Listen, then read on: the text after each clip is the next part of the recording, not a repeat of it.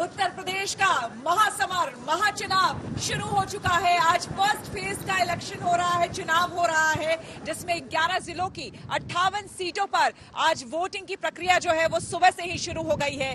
हर जगह से आज सुबह से आपको आज तक एक्सक्लूसिव तस्वीरें दिखा रहा है। चप्पे चप्पे पर हमारे संवाददाता मौजूद हैं जो आपको जानकारी दे रहे हैं कि कितना उत्साह इस लोकतंत्र के महापर्व को मनाने में लोगों को आ रहा है, उनके जोश उनके जज्बे को दिखा रहे हैं। तो चलिए सबसे पहले मैं आपको दिखा देती हूं वोटिंग परसेंटेज कि कहां पर अभी तक कितने वोट पड़े हैं। तो चलिए ग्राफिक्स के जरिए मैं आपको बताती हूं। देखिए नोएडा में 23% वोट अभी तक पड़ चुके हैं।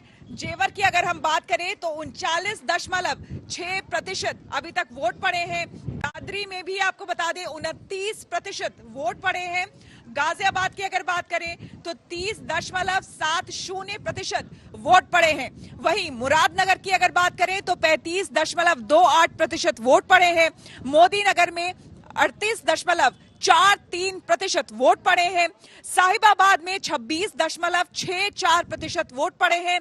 वहीं लोनी में 35.93% वोट पड़े हैं। बागपत की बात करें तो बागपत में 37.91% वोट पड़े हैं। मथुरा में 30.55% वोट पड़े हैं। छाता में 39.85% वोट पड़े हैं। वहीं गोवर्धन में अब तक 38.12% वोट पड़े हैं। तो ये आपको हमने वोटिंग परसेंटेज बता दिया और आपको बता दें कि हमारे तमाम संवाददाता हमारे साथ जुड़े हुए हैं चप्पे चप्पे से। और इस वक्त जो हमारे संवाददाता हमारे साथ जुड़े हुए हैं शामली से, आपको बता दें कुमार अभिषेक हमारे साथ जुड़े हुए हैं, कुमार कुणाल हमारे साथ मेरठ से हैं, साथ ही सुप्रिया भारद्वाज हापुड़ से हमारे साथ हैं।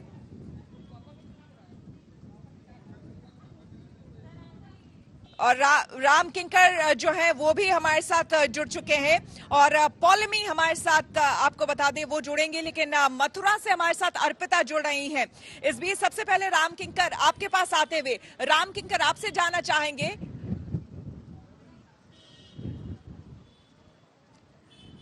सबसे पहले राम किंकर आपके पास आते हुए गाजियाबाद की अगर हम बात करें तो गाजियाबाद में अभी तक देखिए 8 घंटे लगभग हो चुके हैं, सुबह से मतदान चल रहा है और हर जगह की तस्वीरें आज तक अपने दर्शकों को दिखा रहा है। कितना उत्साह देखने को मिला वहां पर, खास करके जिस बूथ पर आप मौजूद थे, राम किंकर?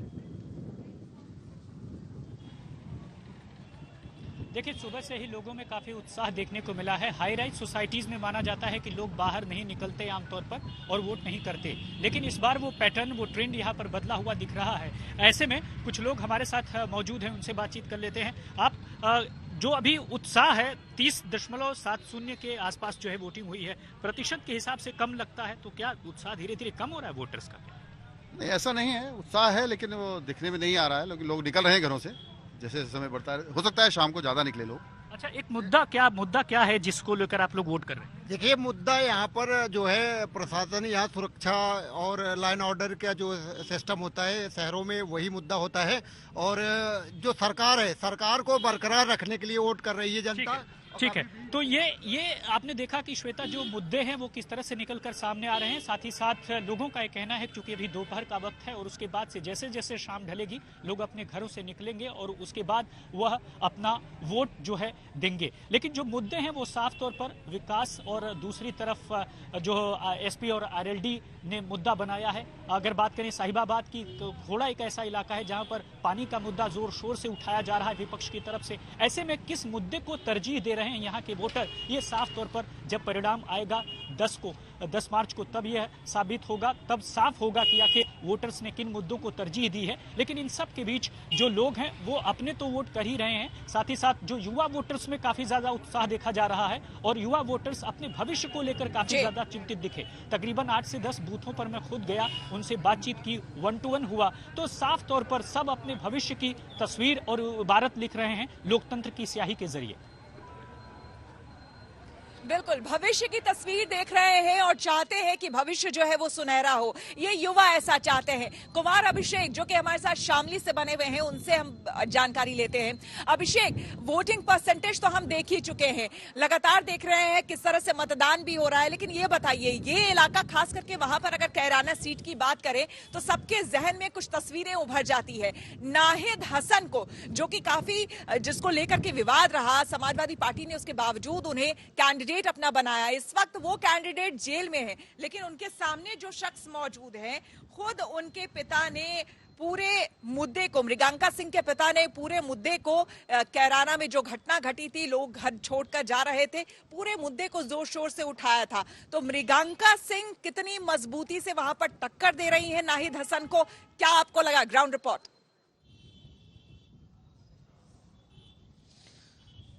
देखिए, मृगांका सिंह इस बार बहुत अच्छी चुनाव लड़ रहे हैं, बहुत अच्छा चुनाव लड़ रही हैं और बहुत अच्छी टक्कर में है, लेकिन नाहिद हसन जेल में है और एक सहानुभूति उनके कौम की तरफ से, उनकी बिरादरी में काफी दिखाई दे रही है। हम इस वक्त जिस गांव में हैं आपको दिखा दें, अब शाम का समय हो चला है, ज्यादातर लोगों ने अपना वोट कर दिया है, कई सारे लोग अभी वोट करने के लिए तैयार बैठे हैं, लेकिन इस पूरे इलाके में लोग यहाँ मौजूद हैं। मैं कई लोगों को यहाँ रोकूंगा, पूछूंगा भी कि यहाँ का मूड क्या है, लेकिन ये मृगांका सिंह का इलाका है। आप लोग ने किस मुद्दे पर वोट डाला है आज यहाँ? बिल्कुल डाला वोट तो जी, बिल्कुल ठीक ठाक है, अमन चैन है सब, अमन चैन है, इसलिए हाँ जो गड़बड़ी होती, पहला गड़बड़ी होती है कुछ भी। अच्छा। आप लोग बताइए जी कि ये जो आप लोगों ने आज वोट डाला है, मुद्दे क्या हैं, किस आधार पर आपने वोट डाला है? विकास का मुद्दा है, सुरक्षा का मुद्दा है, शिक्षा का मुद्दा है, सारे मुद्दे हैं, सारे मुद्दे हैं। आप लोग युवा हैं और ये मृगांका सिंह का गांव है, तो यहाँ पे मुद्दे क्या हैं? मृगांका सिंह हैं, क्या हैं, योगी हैं, या फिर जो कैराना पलायन की बात की जा रही है वो भी मुद्दे हैं? सभी मुद्दे हैं जी, सुरक्षा का है सबसे बड़ी बात तो। लेकिन किसान मुद्दा नहीं है, क्योंकि किसानों का कोई मुद्दा नहीं है, कोई मुद्दा नहीं है। किसान के लिए कुछ गलत तो किया ही नहीं है। देखो जी, बाबू गम विकास पुरुष थे जी, बाबू गम सिंह की छवि है जिस गांव में, जी सब कुछ काम बाबू गम सिंह नहीं कर रखा है। नहीं, किसानों का मुद्दा है कि नहीं? जो कहा जा रहा है किसान नाराज हैं, कोई मुद्दा नहीं है जी, कोई मुद्दा नहीं है। किसानों को कोई दिक्कत नहीं, 6 महीने भी पेमेंट ना और भी ज्यादा खुश है। पहले क्या था, गुंडागर्दी थी, जो बैल थे, झोटे थे, में खुल जाते थे खेत से, तो वो मुद्दा अब नहीं है किसानों का। लेकिन ये कहा जाता है कि ये बीजेपी समर्थक गांव है, इसलिए ऐसा कह रहे हैं। नहीं, ऐसा नहीं है जी। देखो, अगर हम खेत में भैंसा बुग्गी लेके गए और थोड़ा ओझल होगा किसान, तो नहीं पाया हमने। अगर दिन छिपे खेत में रहेगा किसान, तो घर वालों ने चिंता हो जाया करती। कहीं रहो, सबसे बड़ा मुद्दा सुरक्षा का है, सुरक्षा ही सबसे आगे है। बाबूजी, अगर आप होते ना तो आप इस टाइम कैमरा लेकर घूम सको थे, इस टाइम कैमरा लेकर घूमो थे। कैराना का ये हाल था? हाँ जी, कैराना का नहीं, बस क्षेत्र में सारे में ही था जी बुरा हाल। हाँ जी, और अब लोग खुश हैं? मैं फेरी करूँ जी, 42 गाँव की फेरी करूँ मैं। 2 बजे दूंगा और थी, अब घरों से शराब चले चल जम्मा। अरे इधर कितनी बढ़िया है, 6-8 बजे जो फेरी कर गए, कोई दिक्कत नहीं, खुले कौन सो रहे। तो ये सबसे बड़ा मुद्दा है, पश्चिम में सुरक्षा सबसे बड़ा मुद्दा है, लोग इस पर वोट कर रहे हैं। लेकिन जब आप कैराना में हैं तो कैराना में आप पोलराइजेशन से इनकार नहीं कर सकते। जब हम कैराना शहर में थे, जहां पर नाहिद हसन का असर है, उस इलाके के जो वोटर निकले, उन्होंने नाहिद हसन की बात की।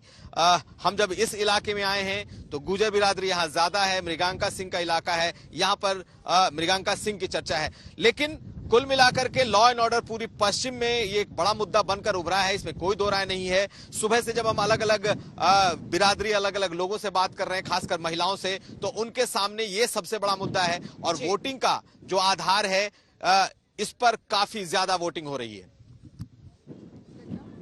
बिल्कुल। और इस बीच आपके पास आएंगे अभिषेक और आपसे जानकारी लेंगे, लेकिन इस बीच आपको हम बता दें कि आज फर्स्ट फेज की वोटिंग हो रही है और इस बीच भी बीजेपी, एसपी और आरएलडी, इनके बीच जुबानी जंग और तकरार जो है वो अपने चरम पर है। बीजेपी ये कह रही है कि वो कानून व्यवस्था और बिजली को लेकर के वो बात कर रही है, जबकि एसपी और आरएलडी का ये कहना है कि बीजेपी जो मुख्य मुद्दे हैं, मेन मुद्दे हैं, उससे कहीं ना कहीं ध्यान भटकाने की कोशिश कर रही है। देखिए, 5 साल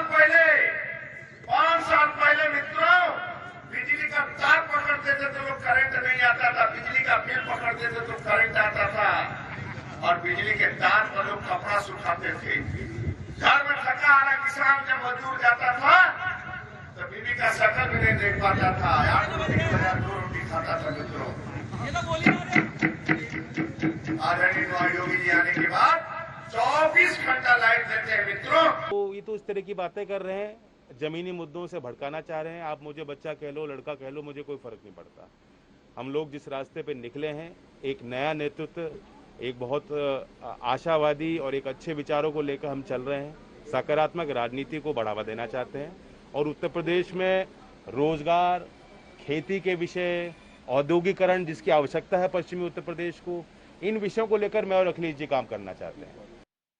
आपको बता दें, आपने अब ये भी सुना कि बीजेपी का क्या कहना है, बाकी जो दूसरी राजनीतिक पार्टियां हैं उनका क्या कहना है। और अभी जब तक ये चुनाव चलेगा तब तक आपको इस तरह के बयान सुनने को मिलेंगे। आइए आपको सुनाते हैं कि डिप्टी सीएम केशव प्रसाद मौर्य इस बीच क्या कह रहे हैं और आम आदमी पार्टी के नेता संजय सिंह क्या कह रहे हैं, सुनिए। आपको अपनी सुरक्षा वर्तमान में जो मिली है और जो भविष्य में सुरक्षा की गारंटी चाहते हैं, उसे ध्यान में रख करके मतदान करो। जो विकास 2017 से 22 में हुआ है और जो विकास 22 से 27 में आप चाहते हो, उसके लिए मतदान करो। आपका मतदान अत्यधिक महत्वपूर्ण है, एक एक वोट महत्वपूर्ण है। आप सभी से मैं अपील करता हूं कि अपने मताधिकार का प्रयोग करें और मुझे पूरा विश्वास है कि 2022 में हम लोग 2017 दोहराएंगे। मुद्दा विहीन भारतीय जनता पार्टी नकली मुद्दों पर चुनाव करना चाहती है। ये बहुत दुखद है, लोकतंत्र में ये नहीं होना चाहिए। महंगाई कैसे कम होगी ये राजनीति तय करती है, रोजगार कैसे मिलेगा ये राजनीति तय करती है, गन्ने का दाम कैसे मिलेगा ये भी राजनीति तय करती है, उत्तर प्रदेश में कानून व्यवस्था अच्छी रहेगी या नहीं रहेगी ये भी राजनीति तय करती है। तो उस राजनीति को साफ सुथरा करने के लिए अच्छे लोगों का चुनाव लोग करें और ज्यादा से ज्यादा मतदान में हिस्सा लें, ये अपील है। और अब आपको सीधे लिए चलते हैं हम मेरठ, जहां से हमारे संवाददाता कुमार कुणाल हमारे साथ जुड़ रहे हैं। कुणाल, यहाँ की खास करके सीट की बात करें, अगर हस्तिनापुर सीट की बात करें तो खुद बीजेपी के मंत्री साहब जो हैं, खटीक साहब, वो चुनावी मैदान में हैं। उनके सामने समाजवादी पार्टी के उम्मीदवार। लेकिन कहा यह भी जाता है इस सीट को लेकर एक मिथक है कि जो शख्स यहाँ पर जीतता है, जिस पार्टी का शख्स यहाँ पर जीतता है, सरकार उसी की बनती है। लग क्या रहा है वहां पर? देखिए, आज के जो चुनाव है, आज की जो वोटिंग है, उसमें कई मिथक टूट रहे हैं और पता नहीं हस्तिनापुर वाला जो मिथक है कि जो वहां पर जीतेगा उसी की पार्टी की सरकार बनेगी, ये कितना बरकरार रखता है, नहीं रहता है, ये तो 10 मार्च को पता चलेगा। लेकिन टक्कर कांटे की है। हम जहां पर भी घूम रहे हैं, मैंने लगभग पूरा इलाका, मेरठ तो मैंने लगभग तमाम सीटें घूमी भी हैं। अभी भी मैं सिवाल खास सीट पर हूं, जो एक बड़ी कांटे की टक्कर है यहाँ पर आरएलडी और गठबंधन और साथ ही साथ बीजेपी के बीच में। इसके अलावा भी बागपत, मुजफ्फरनगर, शामली, इन तमाम इलाकों में भी गया तो इस बार एक तरफा मुकाबला कतई नहीं है। और एक बात ये भी साफ है कि ऐसा नहीं है कि बीएसपी को वोट नहीं मिल रहा हो या बाकी पार्टी को नहीं मिल रहा हो, लेकिन सीधी टक्कर जो है वो इस समय गठबंधन बनाम बीजेपी की दिखाई पड़ रही है। जमीन पर यही स्थिति इस समय है। और अब चूंकि ये जो समय है, अब 3 बजे से आगे हम निकल गए हैं, 6 बजे तक वोटिंग होनी है, सिर्फ 3 घंटे का समय बचा है। तो आप इस समय हम भीड़ दिखाते हैं कि किस तरीके से जो पोलिंग बूथ पर उमड़ रही है, जो लोग बच के रह गए हैं, घर में बैठे हैं, उनको अलग अलग जो कार्यकर्ता हैं वो लेकर के खींच करके पोलिंग बूथ तक ला रहे हैं ताकि किसी की कोई कसर नहीं रह जाए। और यही सीधे तौर पर इशारा करता है कि कितना करीबी मुकाबला है। इस बार मुकाबले में सबसे बड़ी बात है कि जिस तरीके से लगातार एक दूसरे पर आक्षेप भी किए गए, अभी भी हमने सुनाया कि किस तरीके से बीजेपी और जो गठबंधन के नेता हैं वो एक दूसरे पर लगातार आरोप प्रत्यारोप कर रहे हैं। कुछ ऐसी ही स्थिति, कुछ ऐसी ही कांटे की टक्कर जमीनी तौर पर, ये पूरा जाट बेल्ट कहा जाता है। और गठबंधन के हिसाब से ये कहा जाता है क्या कि जाट मुस्लिम कॉम्बिनेशन कहीं ना कहीं असर दिखा रहा है। कुछ सीटों पर तो है, लेकिन जिस सीट पर हम खड़े हैं यहाँ पर गठबंधन की तरफ से मुस्लिम उम्मीदवार हैं, तो ऐसा माना जाता है कि कुछ जाट वोटर जो है उससे नाराज हैं। बड़ी संख्या में गुर्जर वोटर भी हैं, वो भी बीजेपी के साथ है। लेकिन इसी तरीके का समीकरण, अलग अलग सीटों का समीकरण अलग अलग है। लेकिन एक बात जो साफ तौर पर नजर आ रही है वो ये है कि सीधा मुकाबला बीजेपी हमारे और बाकी गठबंधन। संवाददाता भी अलग अलग जगहों पे है। जरा बिल्कुल बिल्कुल आएंगे आपके पास और जानकारी लेंगे। सीधे चलते हैं मथुरा से पौलमी साहा हमारी संवाददाता हमारे साथ जुड़े हैं। राधे राधे पौलमी, मथुरा का पेड़ा तो अब तक आपने चख लिया होगा, जरा ये बताइए कि वहां की छाता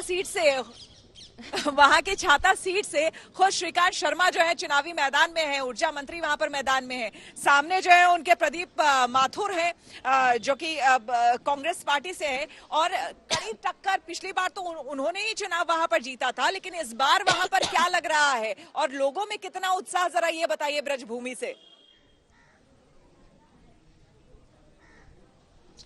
लोगों में उत्साह, पहले आपके दूसरे सवाल का मैं जवाब दे देती हूँ। उसकी जो छवि है, उसकी जो पिक्चर है वो इरशाद आपको दिखाएंगे। यहाँ पर पीछे जो लोग खड़े हैं आप देख रहे हैं, दोपहर के 3 बज चुके हैं। मैं फ्रेम से हट जाती हूँ ताकि इरशाद दिखा सके आपको पीछे की जो तस्वीरें हैं।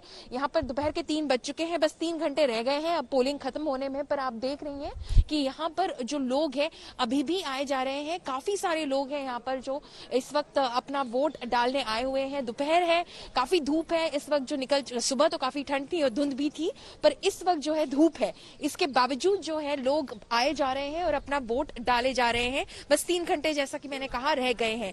बाकी आते हैं आपके पहले सवाल पर श्वेता, श्रीकांत शर्मा के बारे में आपने पूछा। श्रीकांत शर्मा से सुबह ही मेरी बातचीत हुई थी जब वो गोवर्धन के गिरिराज मंदिर गए थे, पहले वहां पर पूजा अर्चना करने और फिर अपना वोट डालने अपने गांव गाठोली गए।